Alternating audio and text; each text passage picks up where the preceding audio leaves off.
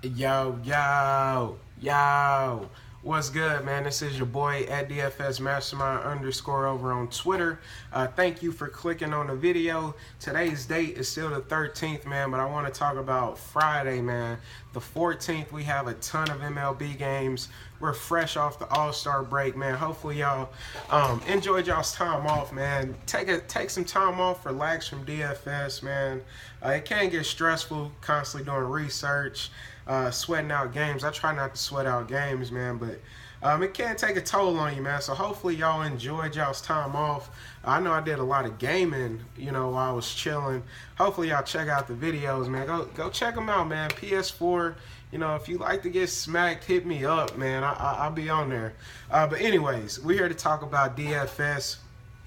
Like I said, man, we got all teams in action coming off the All-Star break. I'm ready to cash out, ready to start getting to the green line.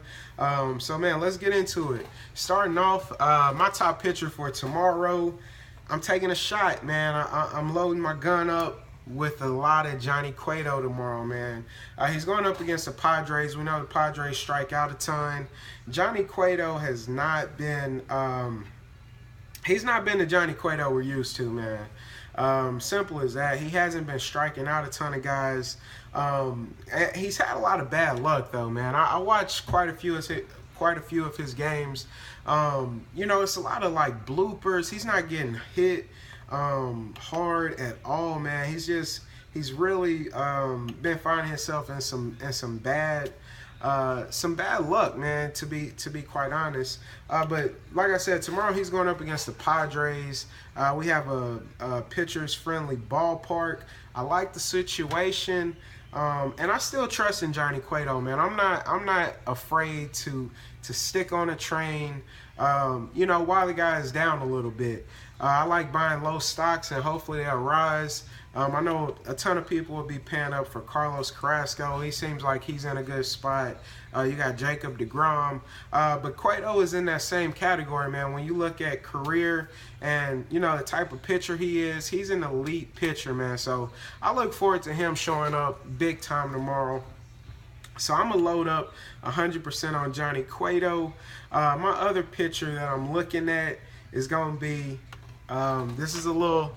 It get a little crazy, man. Drew Pomeranz, the lefty going up against the Yankees, man. Now I'm very afraid of the Yankees bats. I gotta throw that out there. I'm not. I don't feel 100% this is a must play.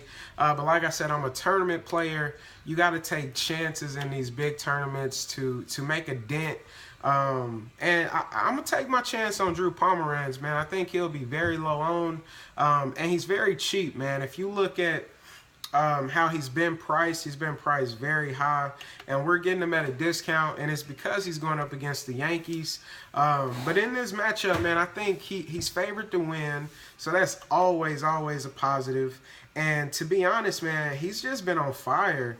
The only thing that scares me about Drew Pomeranz, he's been getting hit pretty hard. His hard hit rate is around 40%. Which that's kind of scary, man. And the Yankees, we know they can hit the ball hard. But what I love about Pomeranz is the strikeout ability. He's been striking out around 7 to 8 batters a game. I think we can get that tomorrow too, man. If he can just, kind of pitch around Judge and Sanchez, I think he should be in good shape, man. So I like him tomorrow. A cheapie. I'm gonna be pairing him up with a ton of Johnny Cueto, and those are gonna be my two solid pitchers. Other people that I was looking into, R.A. Dickey, man. I think I will have a lineup with him out there. Maybe a Cueto, R.A. Dickey, just because. And now I know he's going up against Arizona. We know they're a really good baseball team. They're a lot better at home more than on the road, but Atlanta is still a very hitters-friendly ballpark. Arizona has some big bats, but R.A. Dickey has just been rolling, man. And anytime you see a pitcher just constantly, streaming upward, man, it's worth taking a look at. And he's 6'6" right now. Like, that's very cheap. You can match him up with Carrasco if you want to, man, and then get a ton of bats. But like I said, that's not like a, I'm not promoting that play, but I will, myself personally, I will have a lineup with him in it. Arizona's run total is 4.9. And then the last pitcher I wanted to talk about is going to be Clayton Richards. He's going up against the Giants versus Johnny Cueto. I'll probably make a Cueto-Richards lineup. Now, Richards, I don't have a ton of good things to say about him. Besides, he's in a pitchers-friendly ballpark. The Giants is one of those teams. They don't necessarily scare me. I don't run away from the Giants, especially when they're going up against a lefty. So you have that working in your favor.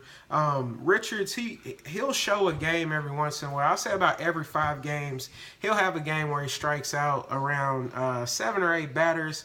But on average, man, it's around 4 batters. And on a few of his past games, he's been getting lit up.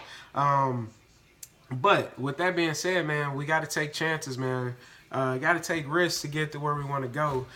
So I'm going to be looking at him. I will throw him in the lineup. I may do a R.A. Dickey and Clayton Richards lineup and just get a ton of high-priced bats, get a bunch of combinations I know people won't be able to afford. But yeah, man, that's going to do it for pitching. I want to give you 2 game stacks that I'm looking in, man. Both sides, I think they're both in play. It's going to be the Cubs versus Baltimore. I think that's a good situation. Good hitters, ballpark. 2 below-average pitchers. So I think this one is going to be a beauty, man. I think it's one of the highest total games, if I'm not mistaken. Where they have it? They have it set at 10 right now. We'll have to look at the lines a little bit tomorrow, see if it's moving upwards or downward. But I like this game, man, just from a game stack perspective. And then the next game might sound a little contradictory. But I like Arizona and Atlanta, man. This is another very hitter-friendly ballpark. Man, and R.A. Dickey, I was just talking about how I think he might be in play, but it could just as well go the opposite way, man, with these Arizona bats. But I really like Atlanta bats in this one too versus Taijuan Walker. You got a little wind blowing out. We know Turner Ballpark. We know what it's about. It's about runs being scored. And Vegas has this game at a 9.5 right now, man. So that's one of the higher total games on the slate. So I'm looking to game stack that one. All right, so that's it with the game stacks. Now I'm going to just give you my personal favorite team stacks. I'm going to give you 3 of them. Starting off, man, Seattle. I think they're in a very, very good spot. They have an implied run total 5.4, if I'm not mistaken. Yeah, 5.4. They're going up against James Shields, man. I talked about him in one of my previous videos. James Shields is a loose cannon, man. He's one of those guys. He could strike out 10 batters. He shows that every once in a while. But if he's not doing that, he will be giving up a ton of runs, man. That's just who he is. No in between. And I think Seattle will definitely look forward to putting a hurting on him, man. Robinson Cano's coming off the MVP, man, so we can look towards him. We got the lefty-righty matchup. I think a lot of these bats are in play, man. So I like Seattle. Next team I like, Milwaukee. I think Milwaukee will actually be one of the teams to get overlooked. I feel like on bigger slates, they tend to get a little bit overlooked. But myself personally, man, I love Milwaukee. I love the hitting environment. They're going up against Nick Pivetta. They have an implied run total of 5.4 as well. I think this is a very, very positive situation for the Milwaukee batters. Nick Pivetta, he's actually not that bad, man. He's not a terrible pitcher. But I'm going to be looking to target him, man. You have a lot of totals on this slate that are not extremely high. A bunch of average pitchers, man. Like, you don't have too many people that you necessarily want to target, if that makes sense. Just decent pitchers, man. They're like, these teams are all going to be near the top of their rotation, so they're going to be putting out, you know, pitchers they feel comfortable with. But I think Nick Pivetta, he's young. He's one of the younger pitchers on the slate. I think we can take advantage of him. So I'm going to be looking at Milwaukee as a stack. And then last stack is going to be Washington. Washington is going to be in Seattle. Not Seattle, I'm sorry. Cincinnati. We all know what happens in Cincinnati. Runs are produced in Cincinnati. Going up against Tim Edelman, who, you know, recently he hasn't been that bad. He's been pretty decent, actually. But, you know, you have to be an elite arm. Have to be an elite arm if you're talking about going up against Washington, man. We know what these guys do. They've been doing it all year. As long as you have Harper, Zimmerman, Murphy, Rendon in the heart of that lineup, it's a scary day for a pitcher, man. You know, Tim Edelman is going to have to be super sharp. And Washington has an implied run total of 5.4 as well. I think that is a very, very good spot to stack up. Mainly with the big bats, man. That's who I'm looking at out of there. And before I get out of here, man, I want to give you like two, like not as obvious plays, man. Like two teams that I feel like are stackable, but you know it's not like completely driven by Vegas, even though I try not to do anything completely driven by Vegas. Just other teams that people may not be on. I do like the Kansas City Royals. They're at home versus Perez. This guy, Martin Perez, he walks a ton of batters, doesn't strike out a ton of batters. Royals, they scare me, but I think we can target some of their bigger bats, man, and we can have a nice little stack, man. I like Bonifacio, I like Kane. Mike Moustakas has just been on fire, man. Salvi, I think that this makes for a good low on, under the radar stack. I think they're in a decent situation. And then the last team I wanted to talk about were the Tampa Bay Rays, man.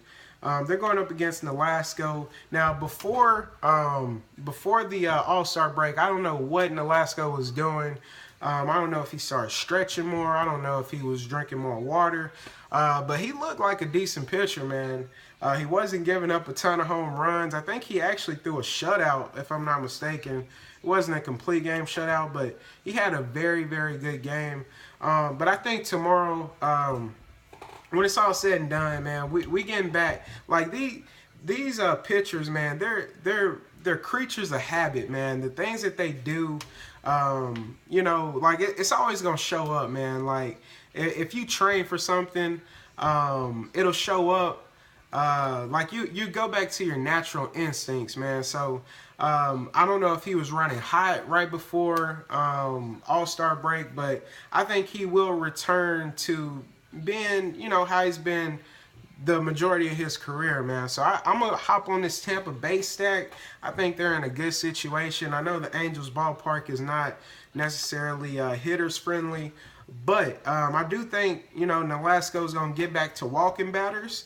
And he's going to get back to giving up some home runs, man. So I'm going to be looking for some of this power, man. Corey Dickerson, Morrison, we're going to stack up on some of these lefties. And we're going to call it a day, man. Hopefully this video helped y'all out. Hopefully I was informative. Man, that's going to do it, man. Y'all bless up. Get to the green line, man. Y'all have a good night. Don't forget to hit me with the thumbs up, man. Y'all bless up.